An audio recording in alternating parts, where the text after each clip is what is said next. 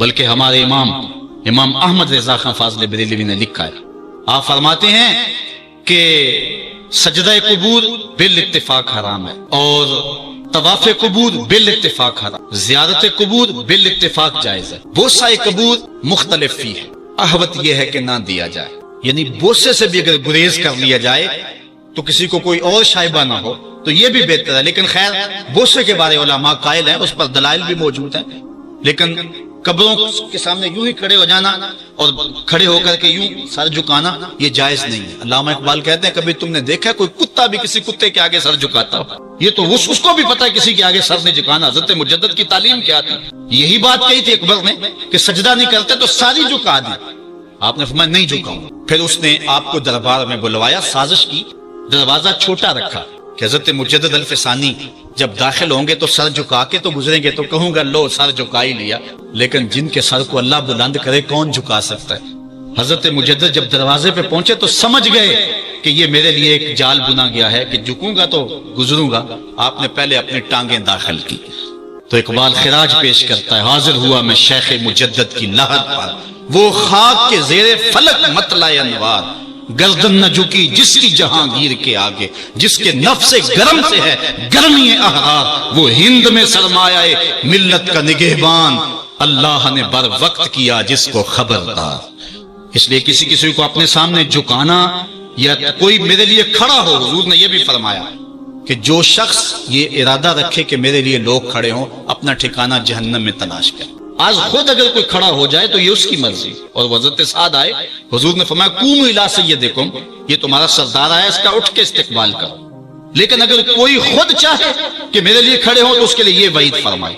اس طرح اگر تمہارے کوئی ہاتھ چوم لیتا ہے لیکن ہاتھ چومنے کے بغیر یوں گردن جھکانا یہ درست نہیں ہے، لیکن ہاتھ چومنے کے لیے تو وہ صحابہ کے عمل سے ثابت ہے۔ لیکن اگر کوئی چاہے کہ میرے ہاتھ چومے جائیں، اور اگر جو نہیں چومتا تو اس سے ناراض ہو جاتے ہیں۔ میں ایک دفعہ ایک صاحب کو ملنے گیا تو ہم ہر شخص کے ہاتھوں نہیں نہ چومتے، آخر جو ہے وہ کسی کے ہاتھ چومنے ہو تو پھر کچھ دیکھنا بھی تو ہوتا ہے، دل اسے دے دیں جو دل بھر ہی نہ ہو، تو ہم تو کسی کے ہاتھ چومتے ہیں نا، ہم وہ ہاتھ چومتے ہیں، وہ پاؤں چومتے ہیں جو راہ حق کے مسافر ہوتے ہیں، ہم ان ہاتھوں کو بوسہ دیتے ہیں، اور اگر ہماری آنکھوں کی پلکوں کے ساتھ لگ جائیں تو اعزاز سمجھتے ہیں۔ تو خیر میں نے مصافحہ کیا تو ناراض ہو گئے، انہوں نے پکڑ کے میرے ہاتھ چوم لیے، کہنے لگے لو کیا بگڑا ہے میرا؟ میں نے کہا کہ ٹھیک ہے تمہارا کچھ نہیں بگڑا، لیکن میرا بھی کیا بگڑا اگر نہیں چومے تو یہ عجیب سی کہانی ہے، ناراض ہو جاتے ہیں۔ ایک بت خانے بنے ہوئے ہیں، لوگ آئے ہمیں خدا بلاؤ، تم نے اپنی پوجا شروع کروا دی۔ لوگ آئے کہ خدا کا نام جپا جائے اور تم صرف اپنی ہی خوشامد چاہتے ہو، ہر وقت تمہارا ہی ذکر ہو۔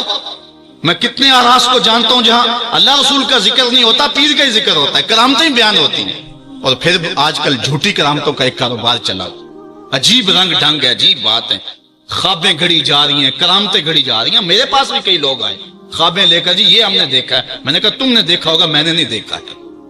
لوگ بڑے مفاد پرست ہیں، بڑے بڑے رنگوں میں آتے ہیں۔ ایک بندہ میرے پاس ایک دفعہ آیا کہ جی میرے پاس 12 موئے مبارک ہے، میں 2 آپ کو دینا چاہتا ہوں۔ میں نے کہا تو لوٹ سیل لگائی ہے، موئے مبارک کوئی تماشا ہے؟ جہاں سے مرضی کو بال اٹھا کے کہہ دیتا ہے یہ حضور کا موئے مبارک، یہ کوئی تماشا ہے؟ اگر کوئی ہے اور کثرت سے دنیا پر موجود ہے وہ تو برکت والی بات ہے، لیکن آج ہر نئی میں رازدار دی شدے والی بات ہے، اور ہر شخص جو مرضی دعویٰ۔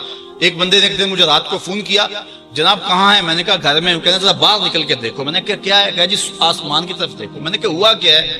کہنے لگا چاند کے اندر حضور کی تصویر ہے۔ میں نے کہا تو پاگل ہے؟ لوگوں نے زندگیاں گزار دی اور زیارت نہ ہوئی، اور تو جو ہے لوٹ سے لگا دی ہوئی ہے کہ چاند کے اندر تصویر لگا دی۔ میں نے کہا کمال ہے، کوئی بات کرنے والی ہے تیری؟ ہمارے ہاں ذوف الاعتقادی اتنی پھیل گئی ہے کہ جو بات کرے لوگ پیچھے دوڑ پڑتے ہیں۔ کئی ایسے واقعات ہوئے ہیں، کوئی کہتا ہے میرے گھر میں حضور کے قدم لگے ہیں، کوئی کچھ بول رہا ہے، کوئی کچھ بول رہا ہے۔ یہ لوگ اللہ سے ڈرتے نہیں ہیں، خوف نہیں کرتے۔ جھوٹی خوابیں، جھوٹی کرامتیں اگر سچی ہیں تو میں ان کا انکار نہیں کرتا، لیکن اس وقت معاشرے کے اندر جو کچھ ہو رہا ہے میں اس کی نشاندہی کر رہا ہوں۔ اپنے بھی خفا مجھ سے ہیں، بیگانے بھی ناخوش، میں زہر حلال کو کبھی کہہ نہ سکا کنگ، بات وہی کہتا ہوں سمجھتا ہوں جسے حق، نئے ابلہ مسجد ہوں، نئے تہذیب کا فرزند۔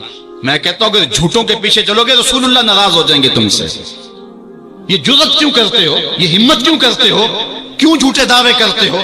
سچ بولو، تمہارے پیچھے کوئی لگے یا نہ لگے اس کی پرواہ نہیں ہے۔ یا ایھا الذین آمنوا اتقوا اللہ وقولوا قولا سدیدا، اللہ فرماتا ہے ایمان والو سیدھی سیدھی بات کرو، پھر کیا ہوگا؟ یصلح لکم اعمالکم ویغفر لکم ذنوبکم، وہ تمہارے اعمال بھی ٹھیک کر دے گا، تمہارے بخشش بھی فرما دے گا۔ نہ لوگ اکٹھے ہوں، نہ مجمع بنے، نہ حلقہ بنے، یار یہاں تو 72 ہوں تو وہ بھی قبول ہیں، یہاں مقدار نہیں دیکھی جاتی، یہاں معیار دیکھا جاتا ہے، سر نہیں گنے جاتے، دل گنے جاتے ہیں، یہاں یہ دیکھتے ہیں۔ مت لوگوں کو جو ہے وہ کھلونے دے کے بہلاؤ اور لوگوں کی عقیدتوں کو لوٹو اور لوگوں کے ساتھ ظلم کرو، زیادتی کرو، اپنی آخرت بھی کالی کرو اور لوگوں کی آخرت بھی کالی کرو۔ آپ دیکھیں دائیں بائیں، اپنی نظر رکھیں، نگہباں بن کے جو اہل چمن کی آبرو لوٹے۔ چمن والو عقیدت چھوڑ دو ایسے نگہباں کی، کوئی حق کا مسافر تلاش کرو، چاہے اس کے کپڑے پھٹے ہوئے ہوں، کرامت اس کی نہ ہو ساری زندگی کے اندر، لیکن محمد عربی کی غلامی تو ہو نا۔